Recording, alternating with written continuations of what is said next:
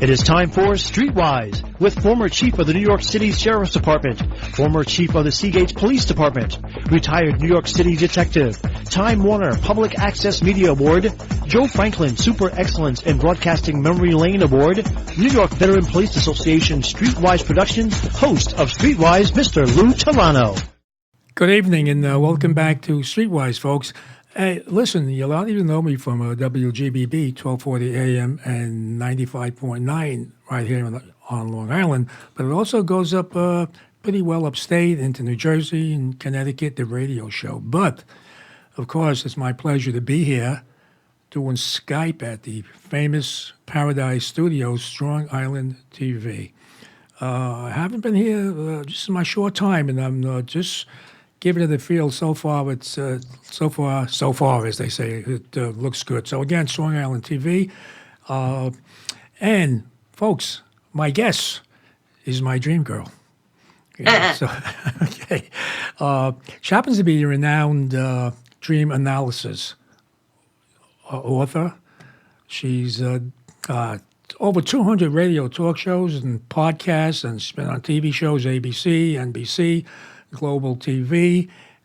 She's a counselor and lecturer in regard to dreams. That's amazing to me that you do that. She's at the Concordia University up in Canada there, Montreal, I think it is. Anyway, it's my pleasure to the renowned dream analysis, Lainey Dalphin. Lainey, welcome to StreetWise. Thank you so much for inviting me, Lou. Oh, I'm glad to do that. Let me jump back to that, because how do you teach, or I guess you're a professor, or either, how do you do that in regard to dream analysis? Okay. Well, the most important thing I could say about dream analysis is that the dream is the conversation that you're having with yourself about a very specific current issue that you're attempting to problem solve, because that's what we're doing. We're problem solving. And there's no real difference about the way we think during the day and the way we think at night. The only difference is that during the day, there's like telephones are ringing. You're thinking about where you got to go, who you have to talk to, who you have to email, and phones are ringing and cars are driving by and you're distracted. And when you go to sleep at night, all the distraction disappears and you actually get to see what you're thinking. So, for example, if there's something about my accent or my intonation or the way I move my head when I talk, if there's something about me that reminds you of a teacher that you had back in grade 10, you don't realize it right now, but your unconscious is flashing a picture of that person and you just can't see it because you're distracted. And when you go to sleep tonight, maybe you're going to dream about this person who you haven't seen in so many years, and you'll be saying to yourself, what the heck is that? Yeah. And it's because your unconscious chose that picture out of your memories and associations, and you use her to say something to yourself, maybe because you're processing this conversation that we're having right here. So that's kind of that's what it is. You're just having a discussion with yourself. It's not magic. And by the time we finish our discussion, you're going to know exactly how to do it. Yeah, well, here's the thing. So what you're saying is that since we're very, very young, we don't lose that. It's in our subconscious forever. That's right. Forever. And then what we do during the day, we're overwhelmed, so we can't release that, what we're thinking about or our plan. But it comes out while we're sleeping. Right, and at the first level, because I'm absolutely going to take some time to go deeper with you today. Right. But I want to just start on the surface level, because I'm a first things first kind of girl. And I like to go surface before I go deep. Okay. And so on the first level, the dream is always about something that either happened to you yesterday or something that you thought about. And what happens is we prioritize when you go to sleep, you prioritize what thing is bugging you the most today. And that one, and all your dreams tonight are going to be you testing out different possible solutions and reactions to a very specific current issue that you're trying to problem solve. So when somebody tells me a dream, because it's not a psychic thing, it's a psychological thing. Right. So when somebody tells me a dream, my first goal is I'm going to ask a series of questions to the dreamer, and you're going to end up telling me what's the issue that you're talking to yourself about tonight. Wow. That's what's going to happen. I'm going to ask some questions, and the dreamer tells me what the situation is. And once I know what's the situation that's bugging you, we're going to look back in the dream, and I teach you the language of metaphor. That's actually what I'm doing. Right. Is I'm teaching the language of metaphor. And the great news is not only are we problem solving, but the solution to something that's bugging you, of course, appears in your unconscious before it gets to your conscious. So if only you know what the heck you're trying to say to yourself, and that's what I teach you, then you can propel your problem solving skills, because you get it faster if you understand what you're trying to say to yourself in the dream. So do you have to meditate during the day? Should you meditate during the day? Well, it's nice to meditate. I love meditation, Oh, but okay. Well, you to don't. me, it's a nap. But no, you don't have to. And Okay. if I could, I'm going to give you a 1 minute dream, Okay. a one picture dream, and you're going to get it right away exactly what I'm doing. All right. There's this woman, and she dreams that she's got a brand new puppy, and she's so excited about the puppy that she actually puts it on the table right in front of her. And she's so happy, and all of a sudden, the puppy, makes, I was trying to think of the polite word because we're on air. The puppy makes all over the table and all over her arms. It's like a big mess everywhere. And so there's 6 basic, I call them points of entry, that you can use to help you uncover why you had that dream. And so what I did is I looked at the plot and the feelings. And I asked her, what do you think is going on in your life this week? A situation that started out feeling new and you're so happy, and all of a sudden it takes a really ugly turn for the worse. It's a big mess. Wow. That was my question. And it was the job. Wow. Because she started a brand new job and she was so excited about it. You're going to see the mirror. That's what happens when you catch the dream. It's a perfect mirror to what's going on in your life. And she was working for this guy, and after about 3 days of working for him, she found out that he's a really abusive person, and he was crapping all over her, literally. Oh, very good. And so she used the image of a brand new puppy making all over the place, and that was the mirror, how she found what was bothering her. And to find a solution, there's also 9 different ways that you can try and find a solution. And my favorite is to take the action in the dream and bring it outside as if it's happening in your waking life. And so I asked her, if you really had a puppy and it really made all over the table, what would you do? What would you do if that really happened to you in your waking life? And she said, I would take it off the table. That's the first thing I would do. I would take it off the table, I would clean up myself, and I would clean up the puppy. And so in her language, when she uses the expression, take it off the table, it means that the subject is not negotiable. It's off the table. She's not willing to negotiate when something's off the table. And so that was the solution to the issue, because she understood what she was saying to herself by taking it off the table. She quit the job the next day. That's what I was going to ask her. So she left, she quit the took job. It off the table. She walked away from the job. Okay. Wow. Now, I want to say that if you're a person who doesn't have dream recall, if she didn't remember that dream, and if she didn't call me and understand the analysis of the dream, she would have quit the job anyway, but maybe it would have taken her 2 or 3 or 4 weeks. But when you understand, when you have dream recall and you know the language, then you move yourself along a lot faster. Interesting. So that connected her. That actually gave her the reason or impulse to To quit. quit. Yeah. That's Interesting. right. And I love that you use the word impulse. Yeah. I don't even know you, but I already know how intelligent you are because you connected to the impulse. And that's exactly the dream. Alfred Adler, Right. different than Freud, was looking in the past. And Alfred Adler was looking more towards the future. And he would have said the dream gives rise to an emotion that helps you move forward towards the goal. And that's the impulse you're talking about. Yeah. And that's what that dream did. It drove her to take a response to finish it. Wow. So if she didn't have a puppy, she'd still be working there. You know, so she would have thought of another under stress, metaphor. she'll be working under stress. You know.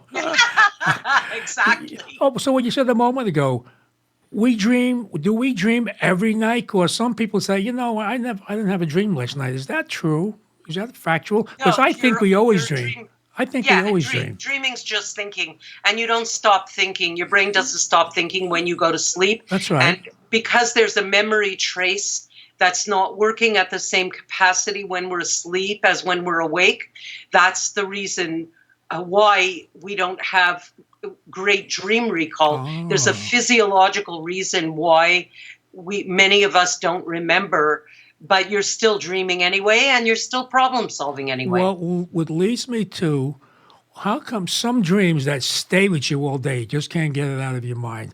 It may not be a nightmare, but you say, gee, I had an uncomfortable dream last night, and I just can't. In other words, I'll give you an example. I lost a friend of mine in Florida. He passed away just last year. And him and his brother, we were brought up together as kids, so that's way, way, way back. So I had a dream that both of them, the deceased brother and the other brother, came to my home, and I said, "Ronnie, Sid's alive?" He says, "Yeah, Lou, we wanted to keep it a secret." So now I have a relative of mine that only met him recently in her life, a young girl, and I happened to see her, and I called her by her name, and I said to her, "Hey, Sid's alive." That was his name. She says, "Yeah, I know." I said, "Then why didn't you tell me?" She says, "Well, we wanted it to be a surprise." And I can't figure that out, you know. And when did you have that dream? Oh, a couple of months ago. And in fact, I was talking to both of them, the young girl, who's like a niece of mine, and then the brother. And I said, you know, you guys came into my dream, and I told them what happened, and that was it. And I couldn't, to this day. But so that dream's, I'm hanging on to that dream, even though it's a couple of months ago. It stays with you. Yeah. And so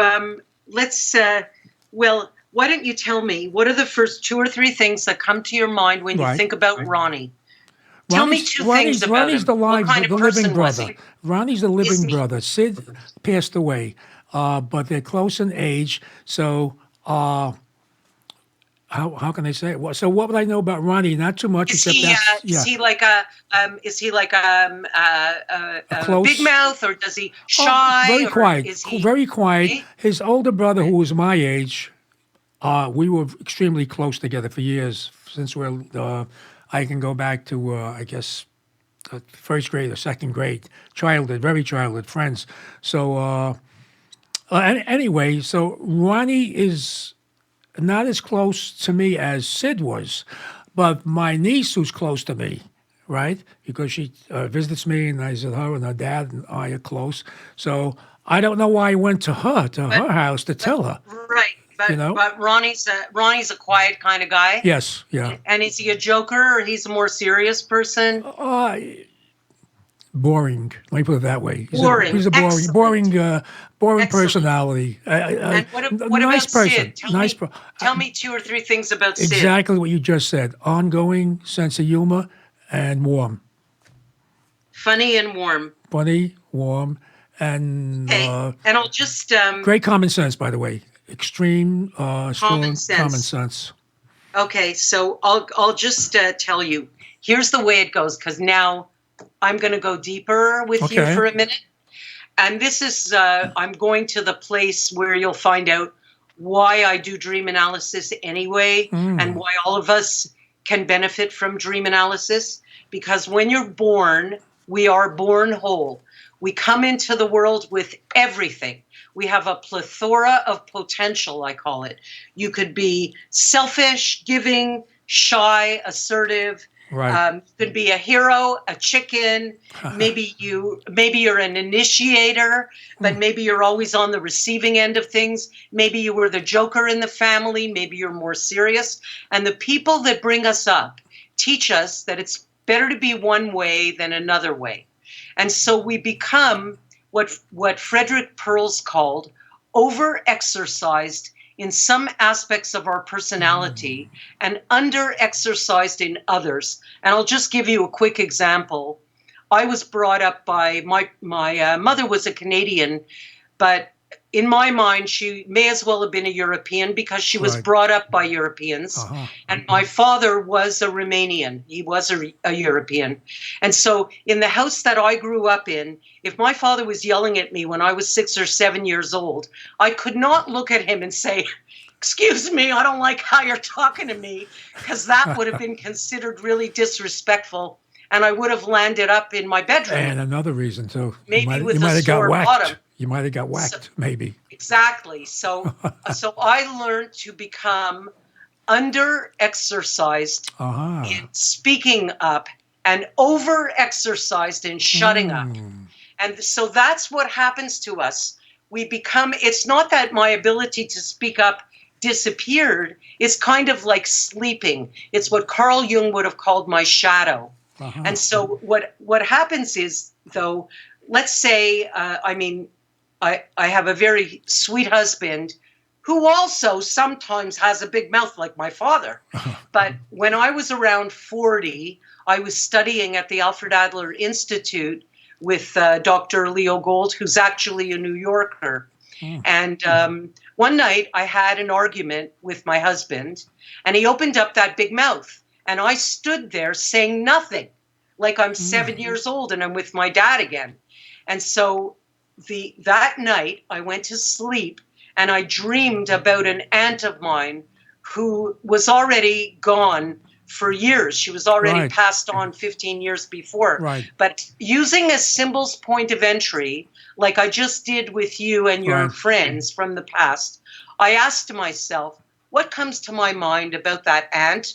And the first thing that comes to my mind is she had such a big mouth. Really, if she didn't like you, she had no problem letting you know. And also, if she loved you, she would tell you. And so I dream about her during a situation in my waking life where he spoke to me rudely and I did not respond in the appropriate way. So I dream about somebody who I associate as very assertive because she's the solution. I need to access some part of myself that knows how to speak up and exercise that part of myself. And so the next morning, when I saw Andy, I said to him, could you please not raise your voice at me like that? Because it makes me feel like I'm 7 years old. I'm with my father. So that's what the dreams give you. They give you all your potential back. And you can play it. I call it in my book 2, I call it playing a different game on the back 9, even though I don't golf. Because I did it the first 40 years my parents' way. And now for the next 40 years, you don't have to keep doing that. You can exercise different parts of yourself.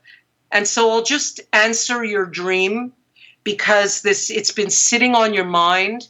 And because of the fact that Sid is gone, right?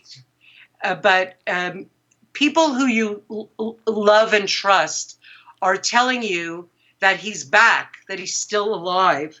You probably may have had that dream, Lou, during a week where you may have lost your sense of humor. Maybe something was going on that was bringing you down. And maybe the reminder that Sid is still alive is your healthy unconscious reminding you about your sense of humor. Right. Because that part of Interesting. your personality, maybe you needed to be reminded that that part of yourself is still alive. Very good. I thought it was because it was like a brother. And, all of us have someone that we could actually, a best friend, let's put it that way, that you can talk to. So I think in my mind, I lost someone that I could relate to and we could understand each other because we both come from New York's Lower East Side. We made it out of the slums together. And so it's like losing a brother. Now I got Right. folks. So, in other words, you're Yeah. telling me, are That's you what I married, by think. the way? I hate to talk about personal life or not, but I'm a widower. No problem. No, I but I'm lost my just- wife. all I was lost my going to wife. say to you I is lost that my you wife. may have chosen him as the metaphor if some relationship that you were experiencing during the week you had the dream made you feel disconnected from I'm somebody connecting it that now. you feel I'm close to. connecting it now because of what you just explained to me, and we're going to talk about that after the show. Just remind me. So, but now, folks, I got to tell you this. I'm going to remind you. My guest is Lainey Delphin. She's a renowned Analyst. dream analyst, and I got to talk about your great books. You have a Great Dream. That was recently, wasn't that just last year? You wrote that book. It's a double book set. Oh. The first one is called Have a Great Dream, Book One, Wow. The Overview. And that's only 140 pages. And it teaches you to do it exactly how to do it in 140 pages, 114 pages.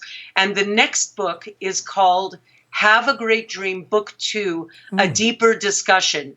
And that's like 350 pages. So if you like book one and you want to look deeper into the subject of dream analysis, then you want to buy book two also. What about I saw something, dreams do come true? Is that just a quote in the book? I think that's a quote in No, there. the names of the book are Yeah. Dreams Do Come true. It's Have a Great Dream and Dreams Do Come True Yeah. is a book that I wrote 20 years ago that was published, and that's book two. Anything to do with 9/11? Because you wrote the book right a year after. I think. No. Oh, okay. I thought maybe that's why when I saw it. All right. Now. No, and I called that book Dreams Do Come True. The reason I called it that, and it is book two of Have a Great Dream. They're the same book. It's a second edition. Right. And the reason I called it Dreams Do Come True is because, those I should have saids. And when you say to yourself, I wish I was that kind of person. Right. Well, I'm here to tell you, I'm not here to tell you that change is easy. I am here to tell you that change is possible. Yeah. And however kind of personality you wish you were, you can be. It's a matter of exercising, no different than the way you'd exercise a muscle in the gym. Okay. Because I'm 67. And I started exercising my ability to open up my mouth and speak up for myself 27 years ago. And you should see Andy now. He doesn't open up that mouth to me anymore. Oh, great. Because I've been exercising my ability to speak up for my myself for 27 years. You change the dynamic of your relationship with people. When you change, people around you change. Right. My guest, Lainey Delphin, dream analysis. Now, so you have students that come to you and you analyze and you teach them how to understand what their dreams are all about? What we're That's doing, right. like you and I doing now, pretty much? Exactly. That's Yeah. right. Okay. Now, I have a quick question because I just got a text message just reminded me. Now, this is a dream that you may not be familiar with. If you are, I have to give you credit. People in law enforcement, especially cops, right? And the dream is like a dream that's with them forever. They could be retired 10, 20, 30, and 40 years ago, and they have this reoccurring dream. They're in a situation. They have to take out their firearm, and their gun does not function. For whatever reason, it's not working. They pull on the trigger, or a bullet leaves, and it doesn't hurt the subject. In other words, you get involved in a situation where you have to help somebody, assist somebody, like you were when you were an active police officer. That is a common dream on many police officers, that Right. the gun doesn't work in plain English. I got out of a ticket for that exact dream because Mm, I was driving from New York to Montreal, and just before I got to the border, obviously I was speeding a little bit. I yeah. got stopped by a cop, and he asked me what I was doing, and I had been speaking. I had a speaking engagement, and I told him, and he asked Mm, me, "What do you do?" And I said, "I'm a dream analyst." And he said, "Oh, wow." Because I dream sometimes. And I said, "Well, I'll tell you what, what? I'll do a dream analysis and you don't give me a ticket." God. And he said, "Great."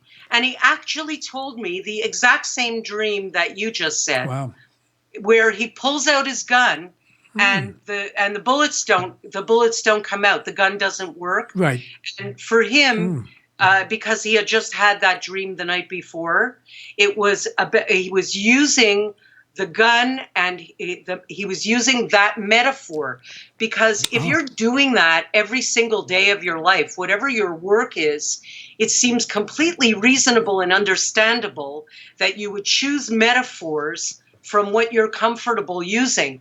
And for him, it was that he had something that he wanted to say, that he right. wanted to express, and he wasn't coming out with it. Correct. So he was Mm, using the gun without shots coming out as a metaphor for him to speak up. He needed to say something. And you use the example where you want to help somebody. Sometimes a cop gets a recurring image yeah. that he's not able to help the person that Right. needs the help. And you could very easily use a dream like that if you want to be helping your child with something, like your kid's having a fight with the wife, and you want to be able to help this situation, but you can't, because the business is between them. And Yeah. there's nothing you could do about it. You don't have that kind of control. And that might bring on a dream like that for somebody who is accustomed to using images from their From day-to-day their day to work. work. Yeah. Okay. But that's a reoccurring dream with many law enforcement officers. I figure how they But ask you but that. I want to add one Yeah. more thing about a reoccurring dream. A reoccurring dream is that if you have it over a long period of years, Mm, it's the exact same thing as a favorite expression. So my yeah. favorite expression is "oh darn it," which it's not, but I know. I'm going to say it's "oh darn it." And so I could have said "oh darn it" 50 years ago because I missed the bus, Right. and I could have said "oh darn it," 20 years ago Mm, because I brushed some papers all over the floor. And I could have mm, said, "oh, darn it," an hour ago when I was worried about getting on time home for this radio show. yeah. So saying, "oh, darn it, oh, darn it, oh, darn it," Right. but they're over a period of years for completely different reasons. And that's what a recurring dream is. A Mm. recurring dream over a period of years is you using a favorite expression. And if you could figure out what that picture means to you, then you probably won't even have it again. Wow. Let me. Okay. I got questions. This is from. I'm going to try to read his name here. I can't read my own. This is from Richie from Long Island. Uh, he has dreams that he can fly, and he might have that dream at least 2 or 3 times a year. And he actually says, "I'm really flying, and while I'm flying, I'm very confident, and I feel special, and I feel strong. And while I'm flying, I see everybody under me." What is? I love it. Sorry, Love that dream. do you love that dream? I do. Oh, Sometimes I fly and I don't really yeah, fly. I just go like above, yes, like hovering that too. above. It's mostly And hovering, I might, correct? You're go hovering. ahead. Yeah, that's Go it. ahead. So I asked him, how high? Not that high. It's hovering. If I want to get over say, a parkway, I can just fly right over it. Yeah. So, And sometimes I dream that I'm hovering like that yeah. when I'm too involved in some situation that's going on in my life, and I Uh-huh. need to stand back, because sometimes you're so in the mud. Oh, Sometimes you need to get a wide view of a situation, and you might have a dream like that where you're not too high above the ground. And then the other thing that which you said he says is that he feels a sense of accomplishment. Yes. Yeah. Well, no, he feels very confident. Confident. I love it. So he gives himself that dream when he needs to access some confidence. And that might be when he's in some kind of situation where he's actually not feeling that confident. And then his healthy unconscious gives him a situation that makes him feel like he can rise above. He feels good in the dream. Another dream is some people say they when they were young, they lived in apartment buildings. They have homes now. They would dream, they're in their bed, the bed would rise, and the bed would go right out the window with them, and they'd fall in the bed. And that was reoccurring as kids. So as children, because that's what they were. Yeah, because I asked them, they said, "Well, when I was a kid, I used to dream this when we lived in, in the city, and I used to have this dream quite often." Right, and that's so normal because we are self-regulating organisms, and so whatever it is that you're underreacting to in your waking life, the dream is going to overreact. And so I'm just was going to say that I call this part of the discussion "Welcome to the Human Race." Oh, very good. Because in our waking life, we are adept at lying, avoiding, sweeping, and denying. Yeah. And that's called welcome to the human race because that's part of the human condition. We love to sweep, deny, and avoid. Welcome to the real world. Welcome to the real world. Welcome to the real world. But your unconscious never lies to you. And so whatever it is that you're avoiding during the day, you better believe that your unconscious is not going to avoid. It's going to give you exactly what you can handle. And so when we're children, it's interesting that you're bringing this up because I was talking about my dad before and how I wasn't really able to express myself because it was considered disrespectful. And most of us don't have control when we're children. We don't, because you can't leave the house if you don't like what's going on, because you just can't. If you're 6 or 7 or 8, you can't just walk out and say, I'll be back later. And so what happens is that's when we're children, we are naturally avoiding because there's so many things that we actually don't have control over. But so what will happen is you underreact in your waking life about something that might have upset you, and the dream is going to overreact, and that's where you get those kind of nightmares. It's the overreaction to your underreaction, and two things happen. One is a balance is created, and so physiologically, that's a very healthy thing, that there's a balance created. And the other thing that happens because you have a nightmare, that's your unconscious succeeding in grabbing your attention, and hopefully you're going to talk about it. Well, that's exactly what my next question is. Why do we have nightmares? That's the nightmare. The nightmare is the overreaction to your underreaction. So because you wants you to talk about it. So you didn't react to it. So you held it in, and it actually surfaces. That's right. While you're in limbo, while you're sleeping. So that's why you get nightmares. Okay, but some people say, I saw this, especially females. I saw this terrible movie. I watched this terrible on TV, and it gave me nightmares. But, and I hear that from people quite often. If you're watching the news before you go to sleep at night, for example, and there's all kinds of news about a war, correct, you're not going to choose to dream about the war unless you are having some kind of war with yourself, a war with your kid, or a war with your girlfriend. Right. The unconscious is so sophisticated that it's not random what we choose. You want me to give you another dream? Oh, I like another nightmare because that's a famous question. People say, I had this nightmare. I don't know why I had this nightmare. In other words, they can't connect it. And you know what? It's funny you say it because I tell them, watch cartoons, on television. Watch a Yeah, comedy but you're show. still Watch going to have a watch a nightmare if there's sitcom. I something tell you're them. not dealing with. Wow. Okay. All Yeah. right. So that's a big thing. A lot of people, they nightmares shake them up even at the following day, even obviously. Yeah, Yeah. I'll tell you. Yeah. There's this woman, and I talk about this in book 2. It's called The Picnic Dream, about a woman who's sitting at a picnic, and she says it's sunny, and she's having such a nice time, and then all of a sudden there's a couple of ants around, and they're not really bothering anybody, but suddenly it turns into a horde of ants, and and she's trying to get them away by pushing them off her arms.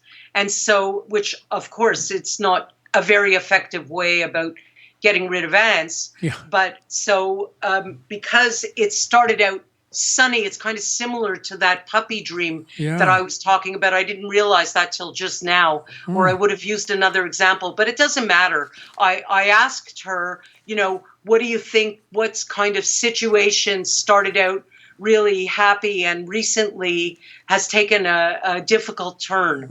And that woman was having an affair. And so because I asked her using a symbols point of entry, if I was a little girl and I never heard about a picnic and I have no idea what a picnic is, describe what a picnic is. And she said, well, it's when you eat outside of the house on a blanket and it's sunny and it's fun. And so that she used the picnic as a metaphor because she was having an affair. She was having a good time outside the house. And so the reason the ants are small at the beginning, that's her kids, his kids, her husband, his wife. And they're not really disturbing the situation. And the reason why the situation changed was because the guy she was having an affair with got transferred an hour and a half away from where they live. So if she wants to continue the affair, she's going to have to drive an hour and a half to go see him, then spend maybe another hour and a half having the affair, and then another hour and a half to get back to where they live. And so the reason why it turns into a horde of ants is because how's she going to get back in time to pick up the children at school? That's right. So the situation became out of hand. And my solution was, you could see that pushing away ants with your hands, that's not a good solution, because you're not going to get rid of a horde of ants like that. I said to her, maybe you got to get out the raid, because maybe you got to stay home. The ants, right? Yeah. And so she realized, she actually called me the next day and told me that she ended the affair. But instead of saying it that way, she called me to tell me that she got out the raid. Oh, very good. And you could use that. Wow. Okay. Your books again, so people could take a look. Have a Great Dream. No, that's right. That's one. What they're called. Have a Great Dream. And that's the same name as my site, is haveagreatdream.com. That's where you can find me. Wow. Interesting. How did you get into this? How did you wind up being an expert on dream analysis, Lainey Delphin? Well, it's kind of like the dreams came to me more than I came to them, because ever since I'm a little girl, I've always had incredible dream recall. And here we are back at my sweet father again, who was the most wonderful man. He had a temper, but he was really a wonderful person. And he was more a nighttime person, and my mom was more a daytime person. And so when we had nightmares in the middle of the night, it was my father who would show up, and instead of saying something like, oh, it was just a dream, go back to sleep, he used to say to me, oh, tell me about the dream, and we would talk about it. And so he would engage me in the dreams. And so when I have 4 daughters who run from their mid-40s all the way down to the mid-20s. And my first daughter, I had her when I was 21. And she was born with Down syndrome. Oh. And not so long after I had Tina, I became depressed. which makes sense. Makes And sense. I went to psychoanalysis with another New Yorker, actually, a Right. brilliant psychoanalyst who lived here in Montreal, who was from New York. And I wasn't very well able to articulate my feelings when I was in my early 20s. But because I'm a dreamer, I used to go to the sessions with the shrink, always with a dream. And so my introduction to Freud was that I Right. experienced him long before I studied about him. Amazing. And Freud was way ahead he of his time. probably did about 80% of my analysis through dream analysis. So I learned, and then in my 30s, somebody at the university said to me, "Wow, if you love Freud, you would love Frederick Perls." And so I studied to become a Gestalt counselor. And then in my 40s, I studied Alfred Adler. And then in my 50s, I became a member of the C.G. Jung Society. So I'm a kind of personality who wanted to get right in there Good. and learn about all of them. I'm very eclectic in my approach to dream analysis.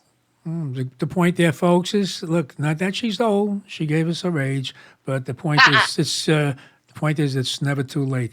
Speaking of father figures, the father of America right now, people are dreaming about a lot, and we both of us hear it a lot, I'm sure. Even though you're in Canada, Donald Trump. Everybody's watching Donald Trump. Why is that? Why? Well, I'll tell Analyze you, this, as they say. I've been collecting a couple of Trump dreams. So, and now that we've had all this discussion, Yeah. you're going to understand where I'm coming from. So here's some associations that I've gotten from different people. And then I'll give you one or two dreams to give you an example. Some people say very outspoken. I know one person who was dreaming about Trump. Her associations to him was that he is a real estate person who also then became a television personality. Yes. And now he's a politician and the president. And she was dreaming about Trump because she was in the process of changing her job. Oh. And so she used him as a metaphor for transition, for somebody that's okay about changing what he does, which is a very positive thing. And then somebody else said, he fights back when he's provoked. And someone else said he's fiercely protective of his children. Yeah. And someone else said he's a name caller. And someone said, I used to hate him, and now I still don't like his delivery, but I love his job. Well, I love the job he's doing. So, and someone else said, I used to be a proud Republican, but now because I'm still a Republican, but I don't like how he comes across. And here's a guy. Let's talk about this guy, Kevin. He's like, I'm climbing up a high cliff with Trump. And I started out confident, but now I'm not sure we're going to make it to the top. And I'm feeling worried and a little dizzy, but we finally make it. And we're looking over the wide view, and now it's time to go back down the cliff, but I'm frozen in fear and I cannot see my way down. Wow. And so I used the plot and the action to question the dreamer. And I asked him, what situation did you recently begin feeling confident about achieving? And now you're trying to figure out how to get back out of that situation. Or are you trying to go back on something? Are you trying to go back about something that you already accomplished? And it turns out this was the life situation. The life situation is their daughter is pregnant, and she used to smoke marijuana, but she stopped when she got pregnant. But recently, she's further on in the pregnancy, and she started taking a puff every now and then. Oh. And he said he's okay about supporting her. He's okay about it. But he says my wife would definitely not be not be happy about that. And so he's been keeping it to himself. And this is the person, his association to Trump is that he loves Trump, but he's scared to admit that he supports him. Oh, okay. And that's what he's doing with the daughter. Yeah. He supports the daughter, but he's scared to admit to his wife about her, about that she's smoking some marijuana sometimes, and he's not comfortable about, and he says the expression, he wants to come clean. And the other association that he has about Trump is that he said that he remembers that President Trump had a brother who was addicted to drinking, an alcoholic, and he lost him. Wow. So you see the way he's using Trump as something that he's afraid to speak up about. He's afraid to own up that he likes him. And he's also afraid to own up to his wife about the daughter, about what he knows about the daughter. So that's how we use that. That's why, Trump is in the news every day, all day. Exactly. Of course, your particular associations that you have to him, that's the way that you're going to use him. Like that woman, one woman was using him, her associations are him as a name caller because her husband is also a name caller. And he stopped name calling many years ago, but they had a fight like 2 weeks ago, and he slipped back and called her a name. And so she used Trump. She had a dream that a guy was in the backyard trying to break into the house, and he's at one point in the garden, and then he's suddenly at the side of the house, and it turns out it's Trump. I was going to say that's that. in the dream, and it's about the argument that she had with her husband, who went back to name calling her again, and that's why she's dreaming about Trump, because she associates Trump as somebody who's a name caller. Well, but Trump turns out to be the solution to that problem, by the way, because she also said that he really knows how to fight back when he's pushed into a corner. And she needs to be Trump. She needs to fight back because he's calling her names, her husband, and she needs to tell him where to get off, just like Trump would. Wow. Now, Lainey Delphin, am I correct? You've been doing this 45 years? 47 years, 47 years. Since I'm 20. Wow. Yes, you're giving her age away. Very unusual to give your age away. But by the way, she doesn't look it, folks. You'll see it. You'll see it on Facebook. And okay, now I got to ask you this: in your 40, I'm happy. I don't care how old I am. Well, that's true. You seem very happy. In your 47 years, with all your experience, analyzing, I guess, dreams. Did you ever see anything like this with Trump? Did you ever get these questions, the ones that were flying and falling, and cops that can't function their guns, and people that are holding things in their subconscious and then they let it out at night? But did you ever see, like, in today's, in your 47 years, that Trump is he's pretty much in people's dreams or in their head. Did you ever see that in your 47 years? Yeah, but he's also in your dreams and in your head because you're seeing him and talking about him all day long, every day. It's like... But have we done? I guess we haven't done that with anyone else that we can think of. We didn't do that with the Bushes or Obama or anyone else. No, but here's what I want to say to you. And I bet you this is the most important thing I'm going to say to you. It's the most important thing I could say to anybody, is that the act of dream analysis is the act of looking in.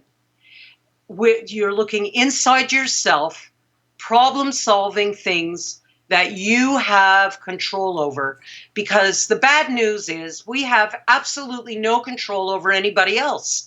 You don't. You can't change anybody's mind about their political opinion. You can't change anybody's mind about anything anyways. Yes. Because every decision that we make is our own. But you do have control over yourself. And so the one place that is the antithesis of groupthink, and that's what's going on, not only in the United States, it's happening in Canada too. It's like you love him or you hate him. Right. You're on the right or you're all the way on the left. And so we have no power to change anybody else. And can you imagine, for every minute that you spend looking inside yourself for what you can change about yourself, you have spent the exact same amount of time not looking out at trying to change somebody else. And what a wonderful world this would be if we were spending more time looking in to worry about changing something that you don't like about yourself or something that's not working for you in your own life about yourself. But it's so much easier, I guess, to look out at somebody else's opinion and what somebody else is doing, trying to change them. Yeah. But if we could just spend a little bit more time looking in, we would actually be a lot happier. Wow. Do you think this is positive for Donald Trump? Or do you think it's beneficial for him that people are dreaming about him? We put it that way, or they're talking to you about, Jim, and they use the analogy by including Donald Trump in that. For me, in my world, in your world, there's no good or bad. There's no right or wrong. The only thing there is appropriate and inappropriate. So whatever parts of my personality are over-exercised, my knee-jerk, habitual responses to life situation, and all of us have them, because all of us were brought up by people who taught us that it's better to be one way than another way. And so our habitual responses, your knee-jerk reaction, if you never look in to try and exercise some other part of yourself, how boring is that to be 70 years old and still responding with your same knee-jerk reaction that you were responding to when you were 20? It's boring. And so you want to take back all these different parts of yourself so that if I'm talking to my bank manager, then maybe it's appropriate for me to respond with my knee-jerk reaction to shut up and not speak too much about what I'm not happy about. And if I'm talking to my husband and he opens up a big mouth to me, it's not appropriate for me to stand there saying nothing. It's appropriate for me to access that ability and potential that I have to open up my mouth and speak up for myself. Well, of course, if you don't, you're going to dream about it. If you don't let it out, if you hold it in, right? It's going to surface while you're sleeping, right? There's no such thing as good or bad about dreaming about President Trump. Right. Point is, why are you dreaming about him? Yes. And what part of your personality do you need to access in today's situation that you're trying to problem solve? That's what the real question is. That we have to talk to a psychoanalyst, I would think.